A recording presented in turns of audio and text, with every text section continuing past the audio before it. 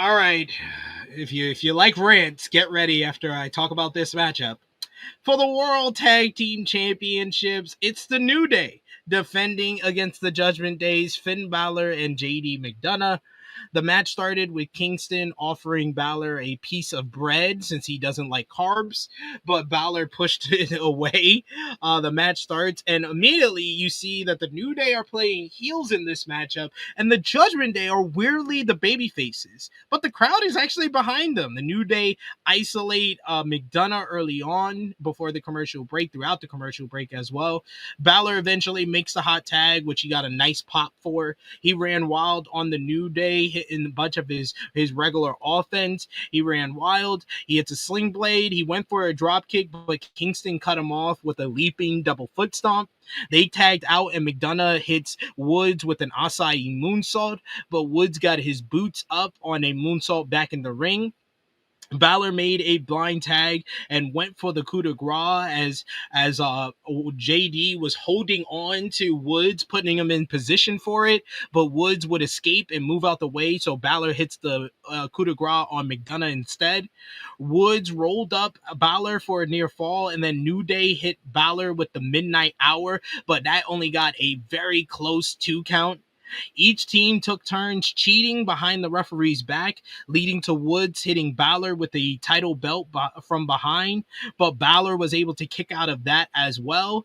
McDonough got back in, and he hits Woods with an avalanche Spanish fly, but Kingston broke up the cover. Balor gave Kingston a sling blade on the outside, and then McDonough hits Woods with a moonsault. Then Balor follows up with the coup de grace, this time hitting Woods, no Kingston. So 1, 2, 3 to a huge pop from this crowd. We get the Judgment Day becoming new World Tag Team Champions for the second time. Balor and McDonough hold the gold, and they played really damn good baby faces in this matchup and got a huge response from the crowd.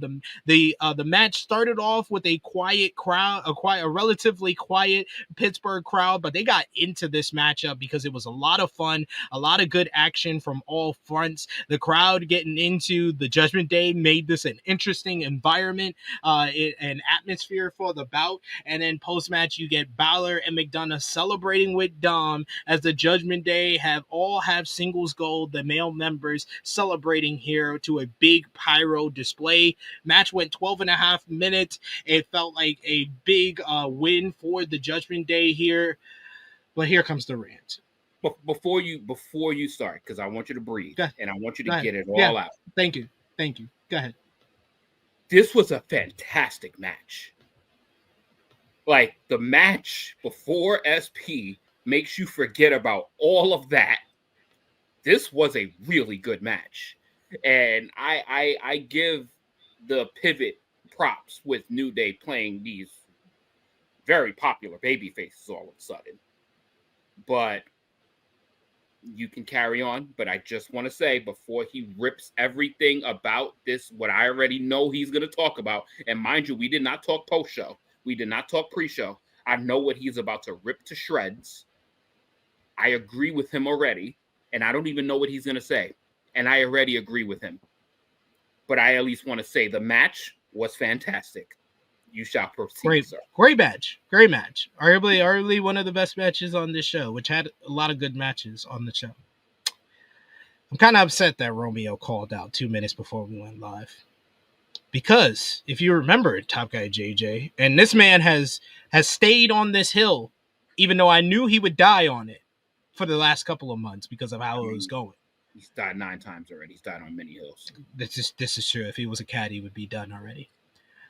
But when I was doing my biggest heel turns of all time, all the times, not just when you were born, but of all time in pro wrestling history, that man legitimately put the New Day's heel turn in December in his top 10 heel turns of all time. And mind you, I asked him for this in March, where it already, all the signs pointing to this is not the follow-up that it should have had. And now we stand here. It is July 1st. where we sit here, it's July 1st. And the New Day won the tag team titles at WrestleMania in a nothing matchup. One of the worst matchups of the weekend, honestly, if you really think about it, from WrestleMania. Nobody even remembers the match. Nobody even remembers. It was like a TV match on WrestleMania, and the crowd didn't care about it either. They defended the title once before this matchup in a triple threat match with the Creeds and War Raiders, which I know many of you, when I just said that, you were like, "Oh, I forgot that." It's okay, because that's what they intended to. And I gave I see Vala B says he wants the THH version of this rant, because I just gave this rant on Fightful on In the Weeds. But I will repeat what I said there here. Triple K ain't never beaten these allegations. He don't like niggas. That's what he meant when he said, "I don't see color." He said, "Fuck you niggas." That's what he meant. He don't care about no black people. He never liked black people when he was wrestling. What did he do to Booker T before WrestleMania 19? You think that was in the script? No, that's how he really felt. And the way he has treated the New Day since this heel turn, one of the most emotionally gripping, dramatic heel turns that no one saw coming. We all thought that the New Day were going to break up with the way things were going with Kingston and Woods. And then they betray Big E. They turn on Big E, and the way they did, they were getting nuclear heat, Top Guy JJ. Nuclear freaking heat. Felt like one of the biggest heel acts in the goddamn company. And this man says, "Oh, I listen to the fans. You know, every week we get a whole litmus test. We always listen to the fans and we hear what they're going." So how do you hear the reaction Kingston and Woods was getting after that heel turn? And then give us this. For weeks they didn't wrestle. Then when they did wrestle, it was in singles matches. Then when they finally do it in tag team matches, they give the heat to El Grande Americano. Then they finally get their title shot. It's at WrestleMania in a build that had nothing to do with nothing. No one cared about it because they didn't care about it. That's how they booked it. And then if you thought the build to the matchup was horrible, then let's take a look at this title reign. This nothing-ass title reign. The worst title reign out of 13 for the New Day. He don't like no niggas. That's what it is. Like, I'm sick of this. "Oh, no, I know for a fact Triple H like black people. Oh, look at the way he's booked Jade Cargill." He has to book Jade Cargill that way because he got her from AEW. He is being judged against what Tony Khan and AEW did. So is Jade Cargill's getting the push? That's the only reason why. It's not the color of her skin. "Oh, Naomi, she's got this new character. It's going so well." Oh, Naomi, that was for a year after coming back, after having a revolutionary, great run in TNA, getting more eyes on TNA, being a great Knockouts world champion. She had to lose a whole bunch of title matches, a whole bunch of matches, and Tiffany Stratton putting her ass over and Nia Jax over for a year before they gave her an opportunity to give us something that she could have been giving us in the first run that she had before she walked out the fucking door. Bianca Belair was one of the top stars in the company, top stars in the industry. What happened under Triple H? She made her lose the title. She was out of the main event scene for a year and a half. She gets into the main event scene for WrestleMania, where she is booked as basically the automatic default heel, because she's going against Io Sky, beloved by everybody because she's one of the best wrestlers, and Rhea Ripley, one of the most popular stars in the goddamn company. And she gets booed out the building every week out. Why? Nothing she did. It's because of this shit booker. The Street Profits. Oh, they finally won the tag team titles in March. What have they been doing? They were off WrestleMania. They have a match of the year candidate with the Motor City Machine Guns and DIY. And what are they doing now? They're taking bumps for Bray Wyatt's brother and his creepy friends. Carmelo Hayes, one of the biggest NXT stars out there, one of the greatest NXT champions of all time. Wins Andre the Giant Memorial. What is he doing now? Sidekick to The Miz. He's number 1 draft pick.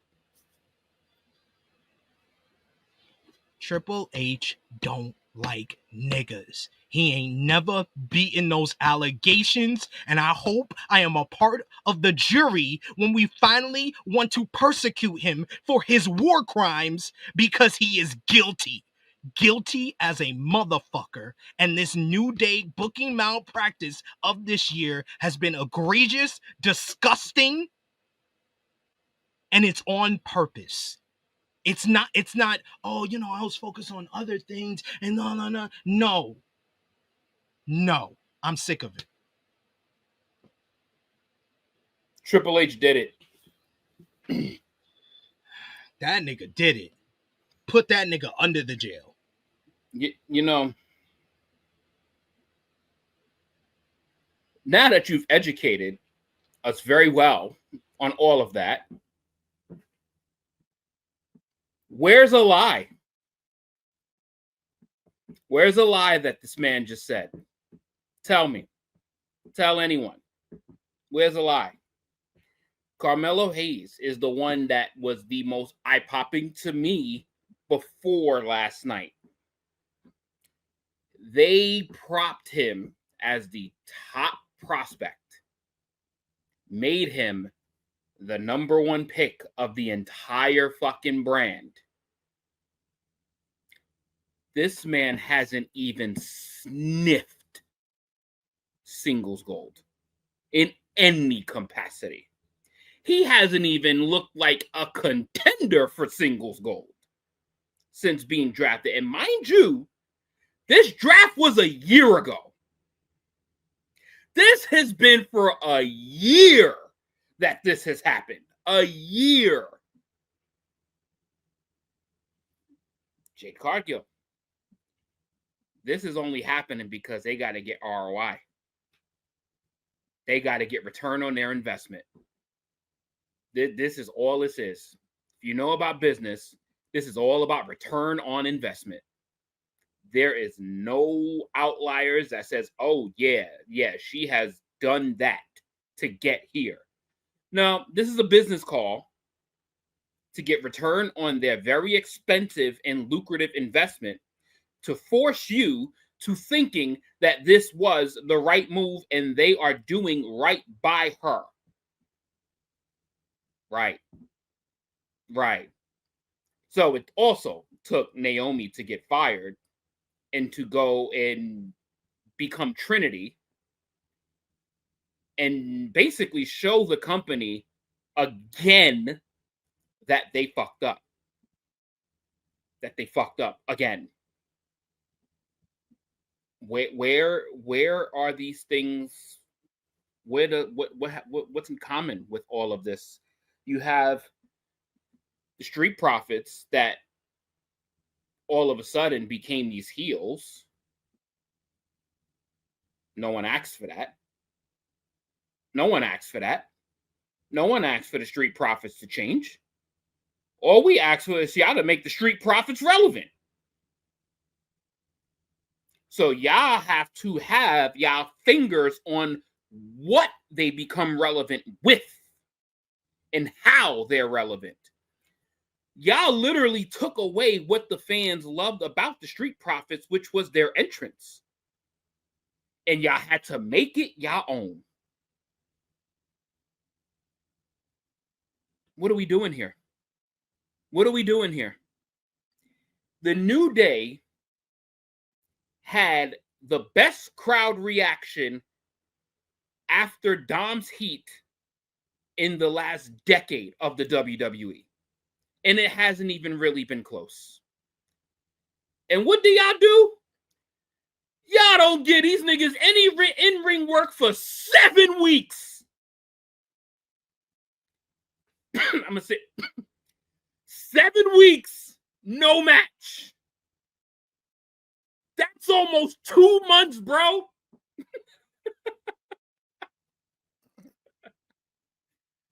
And then the feather on the cap. Y'all cut the most beloved person in the locker room. The most beloved person in the locker room. In both of my rants, I keep forgetting the R-Truth of it all. The R-Truth of it all is just like the most beloved character in the company, behind the scenes, and whenever he's on screen. And then when y'all bring him back, you put a post and say you wanted it. You niggas wanted it. It's all part of the show. And guess what? When it's part of the show, he has ran through any potential of R-Truth being a top star in record time. And he's in a mid-card feud with Aleister Black. So they can say at least one black one. It took 3 weeks. It took 3 weeks to fuck up Ron Killings already. 3 weeks. Not even a full calendar month. It's been 3 weeks. And they got him scriptly saying the exact same thing so you can get bored of it. And then say it was not working. And it can be justified. Coincidence my ass. No. It's a sign of behavior more than anything. It's a sign of behavior. Pattern. Yes, it becomes a pattern if it happens this pattern. Way. So, like I said before, I knew he was right before he even started talking. Knew it immediately. Because I already knew what he was going to shit on. Mind you, we didn't talk pre-show at all. We talked for maybe 3 minutes, and it was mainly about other shit. About basketball, about other shit. Yeah. I already knew where this was going. Because it needed to be said. And it was said by the right man. And I appreciate you for saying that. Because people need to wake the fuck up when it comes to this. Because this ain't about Triple H fumbling the New Day. This is Triple H fumbling an entire culture. Exactly. Like that. Like that's why I don't like. I can put all the focus on the New Day, but like we have to make it widespread. He ain't beating these allegations. The allegations are the allegation because that nigga did it. He did it. It's and I hate that this had to be said directly after the Judgment Day won the tag team championships in my opinion, in their best match of 2025. Probably right. And it was clean with no shenanigans. Probably the New Day's best match of 2025 as well. Probably the New Day's best match. But there's never a perfect time, but there's a needed time to say that.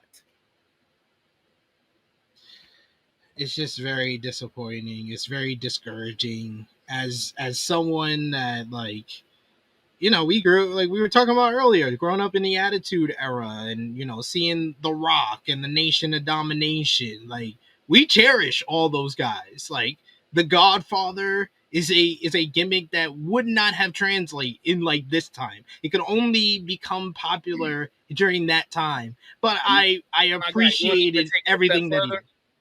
Take it a step further. I'm sorry. I'm really sorry. Take it a step further. What have they done with the Boricua? What the fuck have they done with Damian Priest? Niggas cutting backstage promos about other people's business. This is a pattern. Let's keep all the nationalities together here. Yep. It's just frustrating. It's frustrating to watch and to accept. Like, it is because the vanilla train is really rising to the top rapidly, and we're now just becoming like that sauce, that dissolvable sauce that just goes away. But thank you for bringing up R-Truth, because R-Truth and the New Day is the booking malpractice. The R-Truth is the business malpractice of what Triple H is trying to tell us. He don't like us together. It just all went together. Like it went from it. They fucked up booking. They fucked up politically. They fucked up socially. They fucked up sensitively. They fucked up culturally. But we just got to take it, eat it, and love it, right? Yep. We do have a super chat donation from Chuck Berry. We got a super chat donation from Chuck Berries. Thank you so much, Chuck Berries, for the support. I always appreciate you, good sir. He says, I will die on my hill alone by saying that I want the New Day to split up. And this terrible heel run did absolutely nothing to change my thoughts. And that's what I said. That's why I brought up all the build up to the heel turn, where we thought they were going to split up. And I think a lot of us had kind of gone again and be like, you know what, if they have a plan for it, it might work out. It might do something for Xavier Woods to finally be out on his own. But at this point, if they split up, I wouldn't be surprised if one or both are going to get released. Yeah, or not with the company moving forward. Yeah, they can't split. Like, they can't split up. Like, we just went through the culture. And if we split the culture, it's going to get rid of them niggas. Yeah. Because they're not making them any money. Ain't nobody buying a Kofi Kingston t-shirt. Ain't nobody buying an Xavier Woods t-shirt. Ain't nobody going to buy the merchandise that they will put on their bodies. So it's just going to make matters worse. Stay awake. I'm not using stay woke. Fuck that woke shit. Just keep your eyes open, because it is glaring what's happening. And I highly suggest that this needs to be a true heel heat cuts moment. Yeah, I might be telling Baby Seth that soon.